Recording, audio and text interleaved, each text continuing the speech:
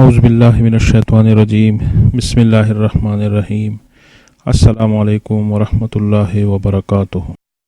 معزز سامعین، daily star کے مطابق شخص جس کی عمر 63 سال تھی اپنے پالتو کتے سے پیار کر رہا تھا، کتے نے اس کو منہ پر چاٹ لیا۔ اس سے وہ ایسے خوفناک انفیکشن کا شکار ہو گیا کہ جس کے جسم کے مختلف اعضاء گلنے سڑنے لگ گئے اور 2 ہفتے اسپتال میں مشینوں کے سہارے زندہ رہنے کے بعد بالآخر گزشتہ روز اس کی موت واقع ہو گئی۔ جرمنی کے شہر بریمن کے روٹی کروز ہاسپٹل کے ڈاکٹر کا کہنا تھا کہ کتے کے چاٹنے سے اس شخص کے جسم میں کیپنوسائٹوپیگا کینیمورسس نامی بیکٹیریا چلا گیا ہے۔ یہ بیکٹیریا عموماً کتے کے کاٹنے سے انسان کے جسم میں داخل ہوتا ہے، لیکن کتے کے چاٹنے سے بھی انسان میں منتقل ہو سکتا ہے۔ یہ بیکٹیریا اسی جان لیوا انفیکشن کا سبب بنتا ہے جس کے باعث جسم کے مختلف حصوں میں خون کی فراہمی بند ہو جاتی ہے اور وہ حصے گلنے سڑنے لگتے ہیں۔ ایسے مریض کی ابتدائی علامات نمونیا اور فلو وغیرہ ہوتی ہے۔ یہ مریض 2 ہفتے سے لائف سیونگ مشین پر تھا، تاہم گزشتہ روز